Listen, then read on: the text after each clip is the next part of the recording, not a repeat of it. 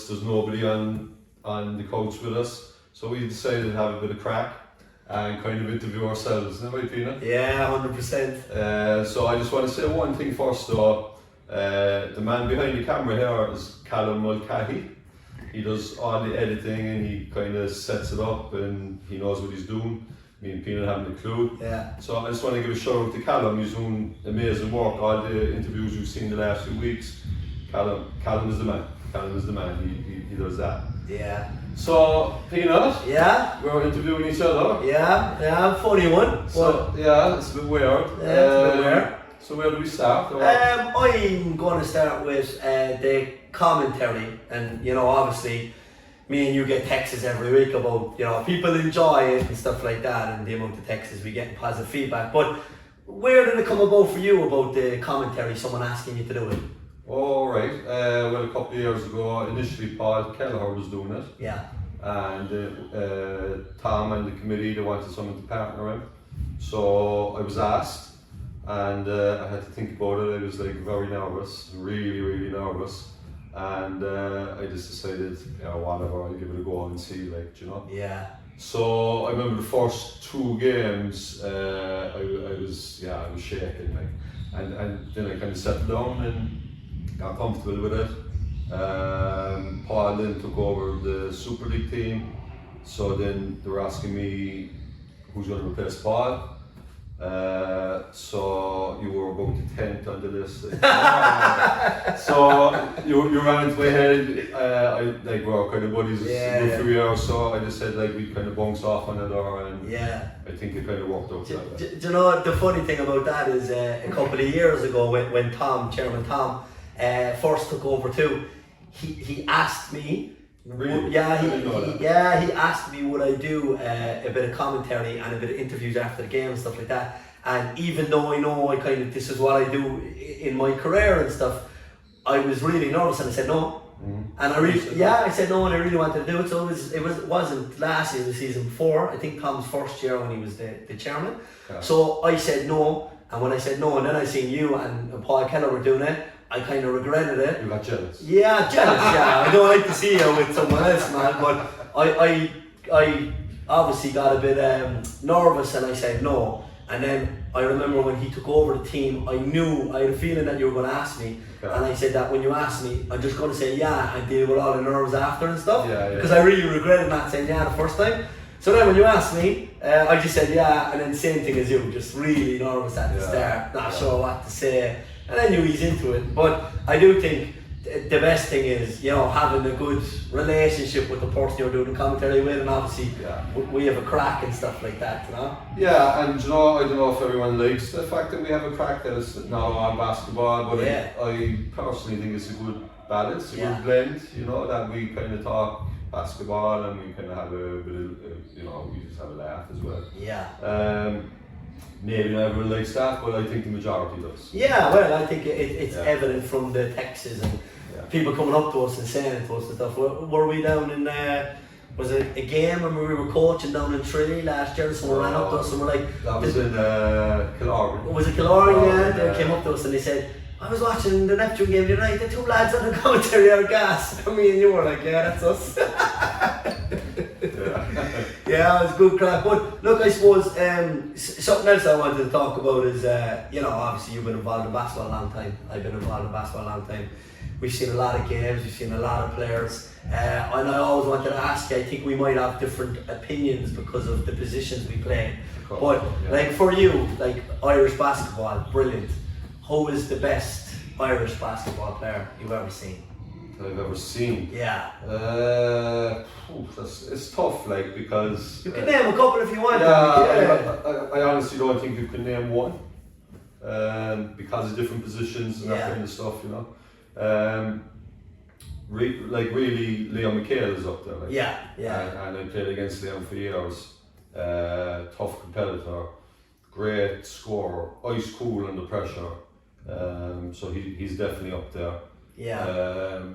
We probably thumped the head off one another for a few years, but that's all right. We'd have a point after and we all forgotten. Stadzer's up there. Yeah. Stadzer's up there as a point guard. Yeah. kind of around the time he was kind of 18, 19, I'm a few years younger than Stadler. I just thought he was unstoppable. Yeah. You couldn't defend him. Yeah. And then he kind of went on and Yeah. had the Super League career he had. Yeah. Uh, Stick on stats, or for me, I say it all the time. Stephen McCarthy, like brilliant. Like I think I came to Neptune in 2004, and like I'll never forget the aura that was in the building, just the team in general, because you had Gordon Fitch, you had Stadler, you had Marcus Wally. I know Mick and Joe were a bit young or whatever, but Stadler was that fella where he would do something every game and you don't know how he done it. He was a good shooter, he was brilliant at going to the basket, but when he spoke, everyone was just quiet, everybody listened, and some of the games and the performances we've seen him put on. But to this day, for me, Stadler, I haven't seen a better player in the flesh than. Well, he's a very, it's interesting what you say there, because like the few years I played with him, he's a very humble guy. Yeah. He never boasts about kind of how well he played or what he done as a player. Never kind of go down that road. So he is very humble. You know? Yeah. Just to finish in, like other players, like the more modern era, then you would have like the Colin Rileys, John Noonan, what John Noonan could do with the basketball. Still does. Yeah, but like in his head, like for the size of him and the position he played and how he scored over 6'6", 6'7" fellas, I don't think you'll ever see that again. Like. Yeah, and just what you were saying there, the 2013 Cup final. Yeah. I'm sure he was guarding Killeen there for most of the game, which is insane. Yeah. You know, when you look at the size difference and it doesn't make any sense. It doesn't make sense. That's why I don't think you'll ever see that again. Like. Yeah. Who's your favourite players, or who's your top 3 or 4? Definitely, like Stadler was always my number one. I don't think I'll ever change it. Like it's been 20 odd years now and I still haven't seen someone. Back in the day, you look at fellas like Paddy Kelly from Leicester, he was a serious player. Even go back further, I remember when I was young, like really young, watching Adrian Fulton. Adrian Fulton was a really good player. Actually, I was going to mention him as well, Very smart. Very smart. So all players like that, but and then even just to go to, we had an era where Shane Collin was a really good point guard. Kyle Hosford just retired. He played at that level for nearly 20 years at a high level. So there was good players, great players that came and went. But I guess the best game is what, Demons and Neptune. Is there any better than that? Can you remember any Demons and Neptune game that stood out the most? There was, I'm probably watching, and actually a couple of years I played, they were gone out of Super League, so I never had a senior derby with Demons, but there's been so many. I remember really long ago, there was a bit of a shamazin. I'm going way back now. I was young enough watching it. But Rocky Cray, great Cray from and that's actually where he got his nickname. I think he gave Jim Nugent a bit of a clock, and there was a bit of they went at it a bit, both teams. But there's no one really stands out. Like I just think every derby is really exciting, always close. When you couple of points in it, and the crowd go mental. They all love it. Well, what do you think it is? Because like any time someone is asked, and especially in Cork, it's always Demons Neptune, the Neptune Demons. Like, what is it? Is it because the two teams are in the north side? The two teams are so successful. One makes the other better. Like, what is it that's just so special about those games? It's all of that, like. But like, it's really. This is my opinion. Like we're here in Neptune, and traditionally Demons were the parochial hall, like. So it's a stone's throw, like. So if you're competitive with your neighbour, like it's just you're so close together, you want to get one over them, like it's just something different about it, like. If you're a rival to a Limerick team or a Dublin team, they're living miles away, like so. Well, like you're seeing people every day that you're squaring up against or trying to bet or and you have the bragging rights for a couple of weeks. There's just more of an edge, like. And actually, sorry, before we go on, when we were talking about Stephen McCarthy a while ago, Stanza, I have a funny story that I want to tell everybody here, right? So it's a PG now before anybody is worried. I remember 2008 playing Super League. Steve McCarthy, Stanza was the coach. We had a game on the Sunday, so we had 2 Americans at the time, Ed and Vinny, great guys. We had a game on the Sunday and we won. We beat, I don't know, Marion down here on the Sunday or something like that. And Monday, Stad said to the group, he goes, look, come in and we'll scrimmage a bit on Monday. So Monday came, 8 o'clock, and I was with the Americans, so we were really friendly with the Americans at the time, sitting down over there. And Stad walked in with his boots, a few years now retired or whatever, walked in with his boots next to 2 kind of Americans, kind of looked at each other and kind of sniggered, and I didn't know what the story was, Yeah. So we scrimmaged. Stads are absolutely destroyed 2 boys. Yeah. 2 boys were early 20s, Stads was in his 40s, stripped them, blocked them, went to the basket, couldn't stop them. I remember after training, one of the Americans came up to me and goes, hey yo, coach can play. I was like, do you not know who that is? But sorry, that was just a funny story from before, I remember that. Yeah, that's good. No, he was some player really. Yeah. So what are we talking about now? We were talking about games, like the most important games or the best games, but you said they all had a bit of flair. They all have something. I remember Demons and Neptune years ago down the Mardyke. I think it was probably mid-2000s. I'm going to say 2005, 2006. You were probably there as well. Remember Marcus Wally hit the 3 in the corner, went into overtime. I think it was double overtime, and Shalon Watson scored a layup on the buzzer to beat Demons by 2. And the crowd just insane, like mental.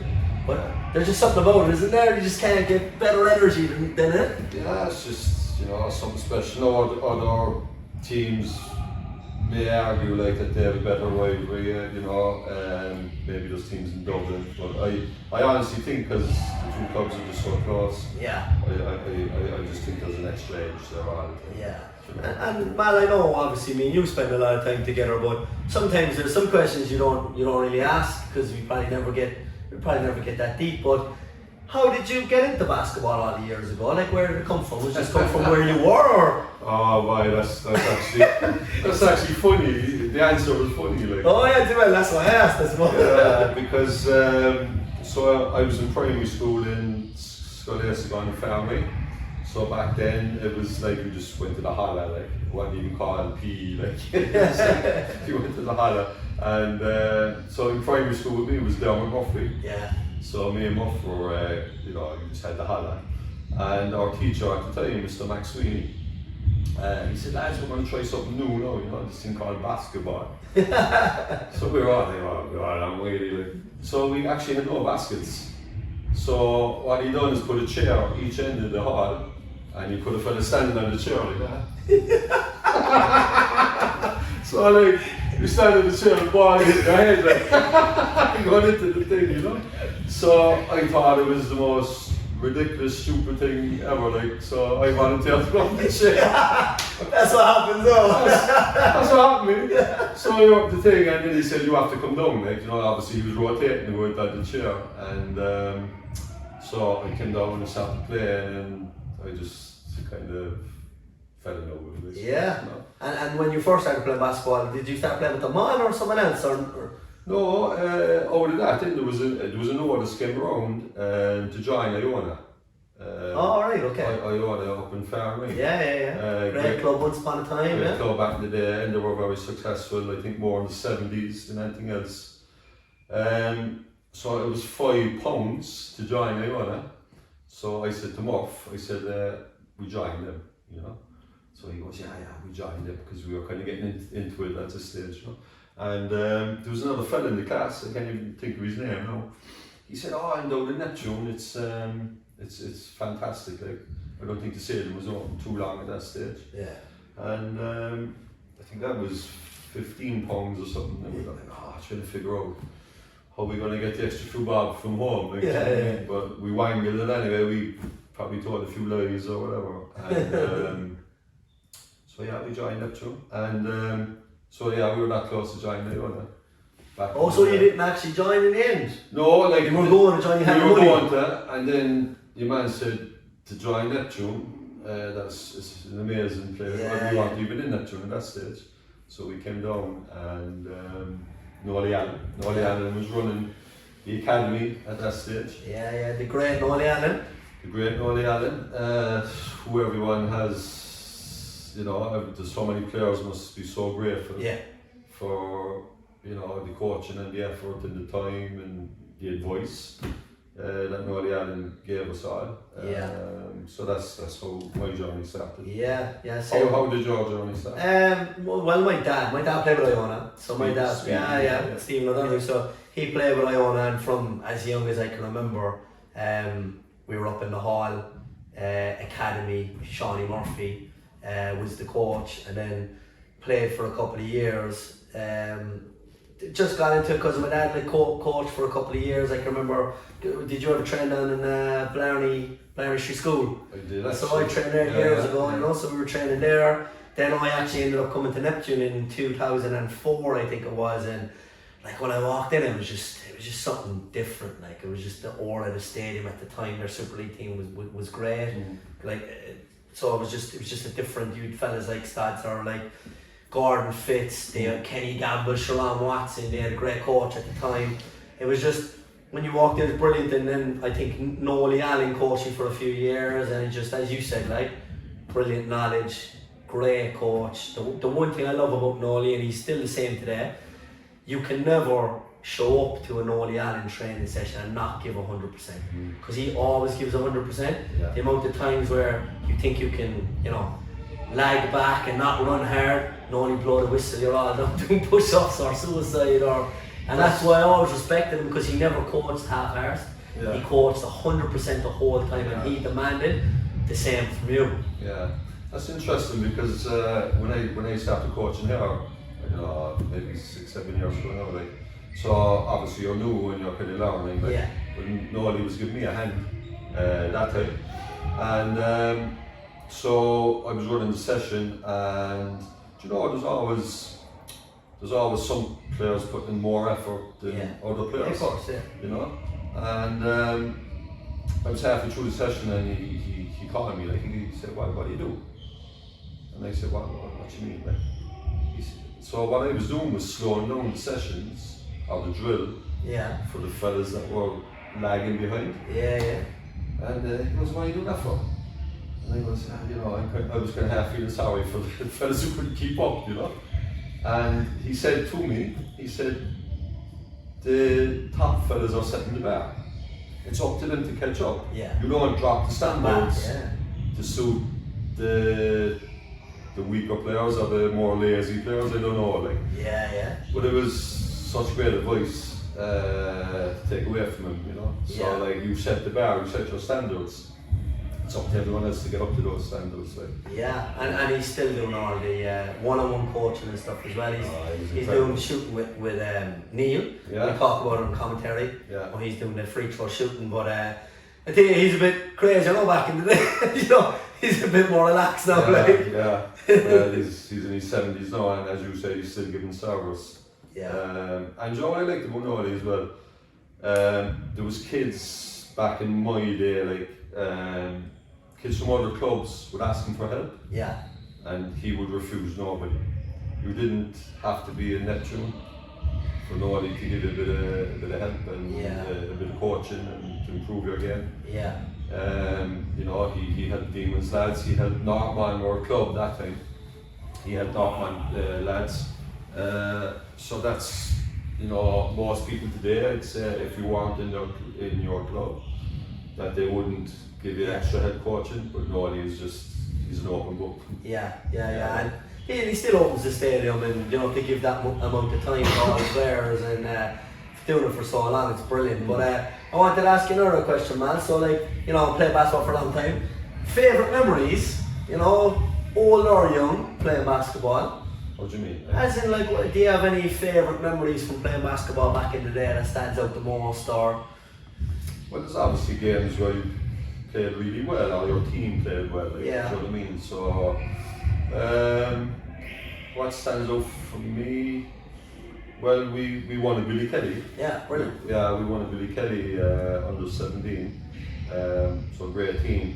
I heard you interviewing the young lads a while ago, and Cantor came up. Yeah. And everyone was kind of shocked to hear about Cantor. Yeah. So Cantor were only starting to come again. Yeah. But when I was a kid, like, they were very good. Same with me. I remember playing on the tarmac down there. Yeah, they were really good. So like, it was us and Cantor in the Billy Kelly final. Yeah. And I think we beat them by 2 or 4 points or something like that. Like, yeah. There was nothing between us, really, the two teams.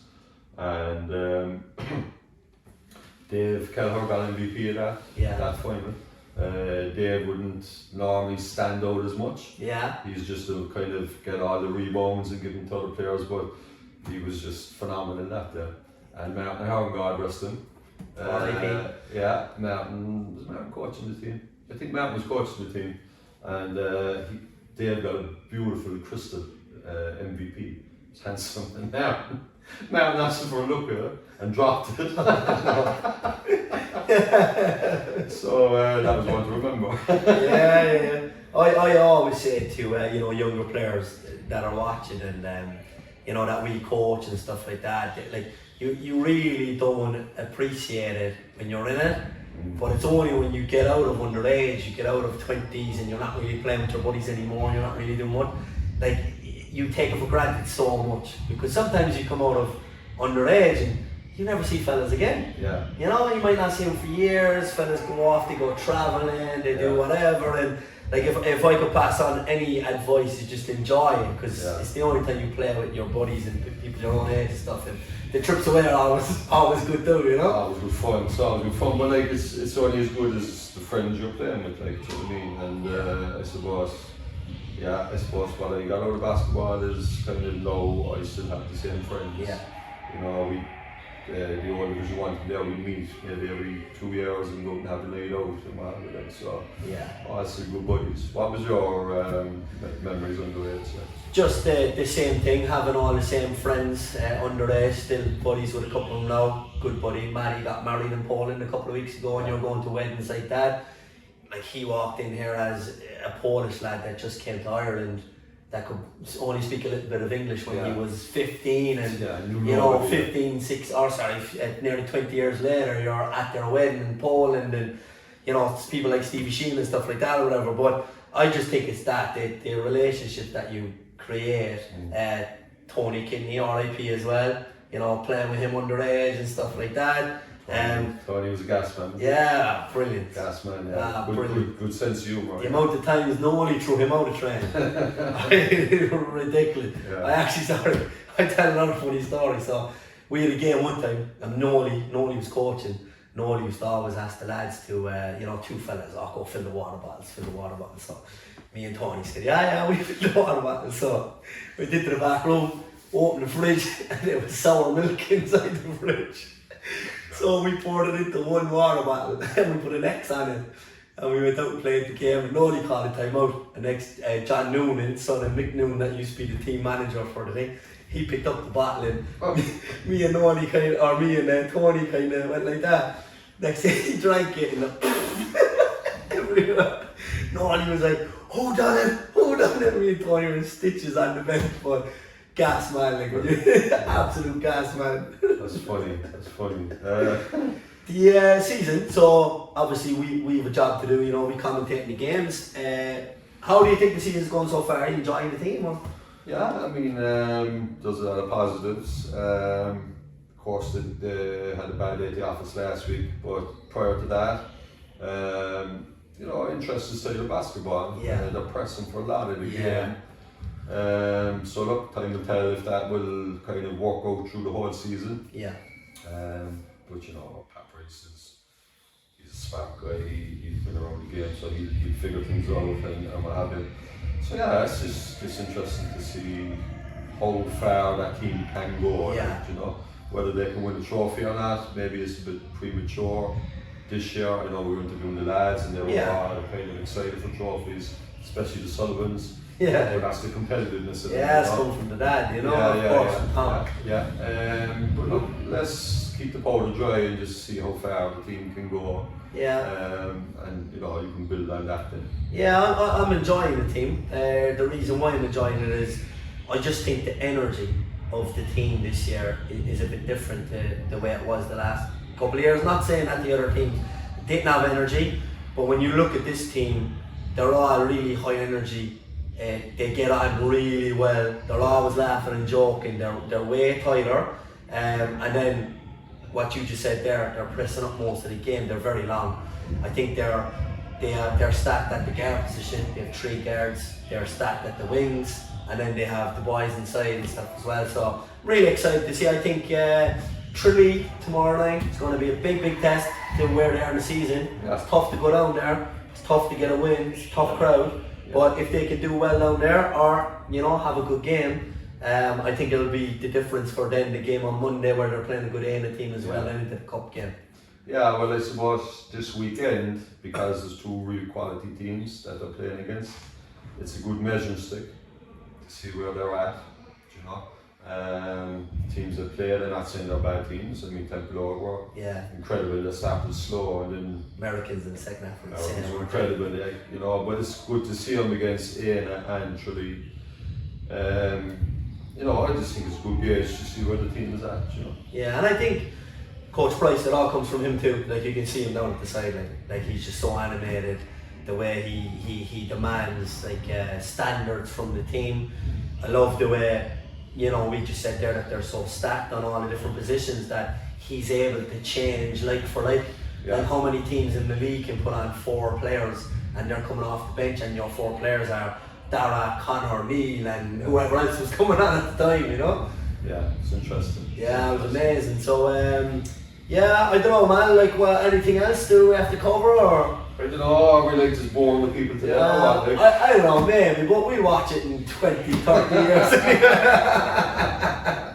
But just to go back to everything before we finish up, the work that's been done here in Neptune is insane. Me and Malcolm talk about it all the time. I haven't seen this amount of work, sponsorship, rooms being converted, everything like that in a long time in Neptune. The feeling here, what Tom and the committee have done over the last few years has been absolutely amazing. The games on game nights are brilliant. They look after all of us well, and I'm just really excited about the season and the future. And what are your thoughts on everything there? Yeah, it's just, what are my thoughts? I actually said to Tom when he took over the chairmanship, I don't know how many years ago now, 2 or 3. 3, was it? 3, yeah, this is the 3rd season, I think. Yeah, for me, I was kind of like, I just said to Tom, I felt for many years Neptune had never taken advantage of their advantage. Yeah. I said that to Tom. So I think he's starting to do that now. Yeah. He's starting to kind of bring the club in down a road where we're starting to take advantage of our advantage. So we'll see what the future brings. Well, so far so good. Yeah. So far so good. Absolutely. Yeah. So are we going to wrap it up? Yeah, we'll wrap it up, and best of luck to Neptune tomorrow night, and we might catch up again in a couple of months.